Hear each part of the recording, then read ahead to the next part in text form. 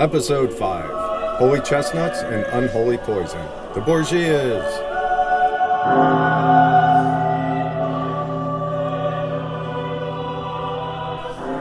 Welcome back to One Up the Annals, where shame becomes legend. I'm your host, the original Unfluencer, but tonight, call me His Sinfulness, Keeper of the Chestnuts. And let me set the scene. Tonight's legend smells of smoke, the kind that clings to burning candles, incense, and roasted chestnuts. And the kind you use when you're trying to burn the evidence out of history's clothes. Because when the Borgias throw a party, it isn't prayer and hymns, it's poison, papal orgies, and power plays so dirty even hell asks for hand sanitizer. The Hellfire Disclaimer. Tonight's episode contains rumors, propaganda, and historical filth that's been fermenting since the 1400s. The Borgias were real, the chestnuts were probably real, but some of these tales were written by their enemies, and we know enemies love spice. So don't quote me in your theology class, or at least don't use my name when you do.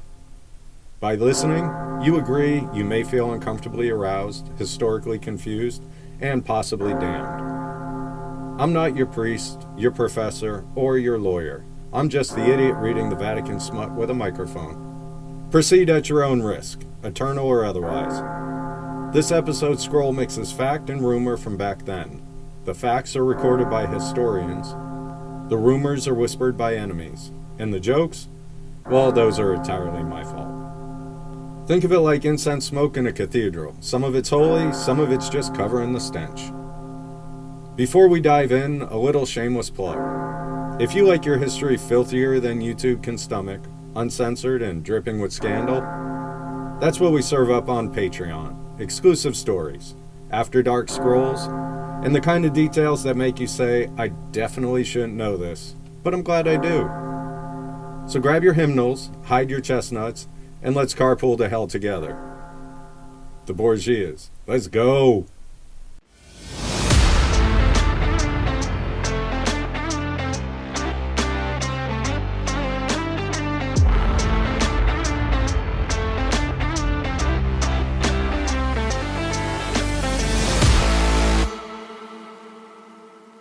Tonight's scroll is so dirty, I'm going to need a confessional booth and a Clorox wipe in that order. It's the Borgias, history's original mafia family, except with more popes and fewer cannolis. Now let me warn you, this is where religion, power, lust, and chestnuts collide. And yes, I said chestnuts. So buckle up, loosen your grip on your rosary, because by the end of this story, you'll be like me, confused, concerned, and definitely ready for a good spiritual cleansing. The family business. So who the hell were the people? At the head of the table, Rodrigo Borgia, better known as Pope Alexander VI. Yes, the Pope, the Holy Father. Except this father had children, a whole brood of them. Last I checked, dad bod wasn't part of the papal job description.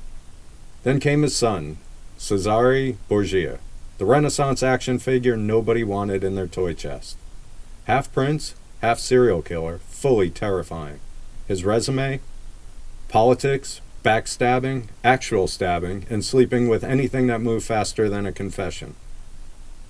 And then there's Lucrezia, the daughter who became Europe's favorite rumor mill, painted as everything from a pawn to a poisoner, from an overmarried bride to a sex symbol draped in velvet robes.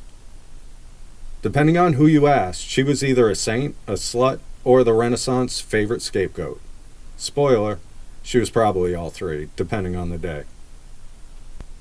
Papal nepotism. Rodrigo's papacy wasn't just nepotism. It was nepotism on performance-enhancing drugs. He handed out titles like candy at carnival. Cesare was made a cardinal before he could shave. Lucrezia was married off like a chess piece. Cousins and cousin-cousins became bishops, just for showing up to family dinner. And while the official church sold indulgences to wipe away sins, the whispers said Rodrigo turned the whole Vatican into a mafia racket. You want forgiveness? Sure, that'll cost you. Want a receipt for that absolution? Double the price. The holiest hustle of the 15th century. Lucrezia's marriages and lovers. Now let's scroll in on Lucrezia. Married 3 times before most of us figure out how to pay rent. Her first husband was booted with the oldest Renaissance breakup excuse in the book: impotence. Translation: he couldn't deliver heirs, so daddy tore up the contract. Her second husband, Alfonso of Aragon, didn't just lose his marriage, he lost his life. Murdered under suspicious circumstances, and wouldn't you know it, Cesare was conveniently loitering around the crime scene with blood on his shoes and jealousy in his eyes. And the Whispers, they got filthier. Some say Cesare was too obsessed with his sister. Incest rumors that became Europe's favorite gossip column. Others swore Lucrezia had an affair with the Pope's personal physician. And together they were mixing more than medicine. They were plotting poison recipes fit for a family cookbook. By the time she was 25, Lucrezia had collected 3 husbands, 1 dead body, enough gossip to fill a Vatican library, and a reputation as the femme fatale of the Renaissance. If the Kardashians ran the Vatican, they'd still look wholesome next to the Borgias. And if you're thinking this is already filthy enough, oh no, we're just getting through the foreplay. The Gandia corpse, 1497. The first great scandal slithered out of the Tiber in 1497. When Juan Borgia, the Pope's golden boy, his favorite son, was hauled from the river with a dozen stab wounds perforating his body like Renaissance Swiss cheese. Rome gasped, the Vatican locked its doors, and the Holy Father himself went into days of visible grief. But the Whispers? They didn't grieve, they pointed at Cesare, because if Juan was the Pope's favorite, that meant Cesare wasn't. And Cesare had that stab-happy energy about him, the kind of man you don't hand a butter knife at dinner. So, either Cesare murdered his own brother, or the Borgia Pope had worse family luck than Cain and Abel. Either way, the Holy See was starting to look a lot more like a crime scene. Alright, quick stop before we dive back into the Vatican's dirtiest banquet. Did you know you can actually take a piece of the annals home? Our Etsy shop is where the shame becomes legend you can sip your coffee out of. Mugs, shirts, stickers, all branded with the scrolls of scandal. This episode, we've got Borgia specials. Imagine a mug that says crawling across history like chestnuts on a marble floor. Or a shirt that dares your coworkers to ask why it reads, hide your chestnuts, we're carpooling to hell. And if you really want to make the family proud, you can hang a print that says, where shame becomes legend and the chestnuts never stop rolling. So hit Etsy, search One Up the Annals, and grab your relics of disgrace. Because history doesn't just repeat itself, sometimes it ends up on a t-shirt. The Mystery Baby, 1498. The next year, things got weirder. A baby appeared in the Vatican, Giovanni Borgia, forever known as the Infans Romanus, the Roman baby. Who is the father? It depends on which papal document you read. One official bull said Cesare, another said Pope Alexander VI himself. That's not a paternity test, that's Maury Povich waving both cards and shouting, congratulations, you're both the daddy. And the Whispers? They were darker. If Cesare and Rodrigo was the father, then who was the mother? Too many fingers pointed at Lucrezia. Historians call it propaganda, enemies painting her as incestuous prey in her father's Rome. But in the annals, the rumor becomes part of the legend. A baby with 2 possible papal fathers and 1 very uncomfortable family tree. I'll say it out loud. Even repeating it feels like a one-way ticket to hell. But don't worry, I won't be saving you a seat. Cesare's bloody campaigns, 1500 to 1501. When Cesare finally ditched the church gig, shedding his cardinal robes like a snakeskin, he strapped on armor and went full warlord. He carved through Italian cities like it was a Renaissance video game on nightmare mode, conquering, betraying, executing. He once lured his enemies to a banquet, fed them, toasted them, then strangled them mid-meal. Game of Thrones looks modest compared to that scroll. The Whispers painted him even darker. Lovers who disappeared, servants tested like lab rats for poison. Cesare as both Casanova and executioner, turning lust and death into 2 sides of the same coin. And Machiavelli? He was scribbling notes like a fangirl in the front row, muttering, damn, this guy's efficient. Cesare didn't just inspire the prince, he embodied it. Still with me? Good. because we're only halfway to hell and the chestnuts haven't even hit the floor yet. The Banquet of Chestnuts, 1501. And then the chestnuts. The piece de resistance of the papal filth. Our main source, Johann Burchard, the Pope's own master of ceremonies, claimed on Halloween night, October 31st, 1501, Cesare threw a Vatican party to end all parties. 50 courtesans, those are prostitutes, brought in, stripped bare, and chestnuts scattered across the marble floor. The woman crawled, collecting them by candlelight while the men of the papal court competed. Prizes awarded to those who, quote, performed best with the women. That's the official scroll. Enough filth to stain the Borgia name forever. But the rumors didn't stop there. Later writers swore the scene was even filthier. Oiled bodies glistening in firelight, hymns still playing in the background, the Pope himself perched on a golden throne. Lucrezia watching as chestnuts rolled off nipples onto the Vatican floor. Not in Burchard's account there, but admit it, you're picturing it now, and you really shouldn't be.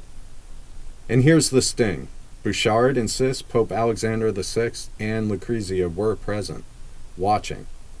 Historians bicker over whether that detail was propaganda or fact, but it comes from Burchard. But in the annals, perception is reality, and the optics, they are unholy.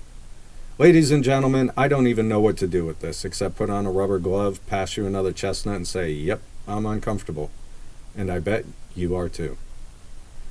The poison rumors. Threaded through every scandal is poison, the Renaissance favorite seasoning.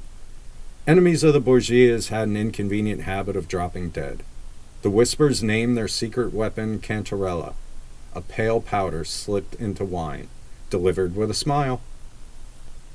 Some even claim they wore hollow rings filled with this stuff, flicking death into goblets mid-toast. Proof? None. But the story was too good, too juicy not to survive. Bond villains wished they had this branding. And in the end, irony came calling. Legend says Pope Alexander VI himself died by accident, sipping from a poison cup meant for someone else. Talk about getting high on your own supply. The death of the Pope, 1503. By 1503, death finally came for Alexander VI. The official line? Bad food, bad fever, maybe bad wine. The whispered line, though? A poisoned chalice. The trap sprung on the wrong lips. Some swore Cesare did it, his own son poisoning him, whether by accident or ambition. Imagine being murdered at your family dinner table, not by Judas, but by your heir. That's not the Holy Father, that's Thanksgiving in hell. The Borgia legacy. So what do we make of all this? Murdered sons, mystery babies, bloody campaigns, a pope who poisoned himself, chestnuts on the Vatican floor, incest, orgies, poison rings, satanic masses, hidden tunnels, and a daughter either vilified or villainous. The truth? The Borgias were powerful, feared, and horny as hell. Their papacy was less about prayer and more about power plays, lust plays, and the occasional chestnut relay race. Their legacy isn't in marble churches, it's in whispers, woodcuts, and the dirtiest chapter of Vatican history. So yes, they ruled, yes, they sinned, and yes, they secured their place in the annals. And if that means we're damned for retelling it, well, see you in hell, front row, chestnuts included. The Borgias, chestnuts, bastards, and bloody carpets. So after all that, who really one-ups the annals tonight? Was it Rodrigo the father slinging sins from the papal throne? Was it Cesare the son, the stab-happy action figure who turned Italy into his chessboard? Was it Lucrezia the daughter, scapegoat, sex symbol, maybe poisoner, maybe pawn? Or should we admit the truth, that the Borgias don't compete as individuals, they win as a family? One unholy dynasty crawling across history like chestnuts across a marble Vatican floor. Impossible to ignore, impossible to forget. And as for me, I've been the original influencer because I really shouldn't be influencing anybody. You can call me his sinfulness, keeper of the chestnuts. Where shame becomes legend, I came for the facts, you stayed for the filth, and now it's in the annals. If you want more scandals history tried to burn out of the record, join me on Patreon for the After Dark Scrolls, where the chestnuts are always roasted and the sins are never forgiven. Good night.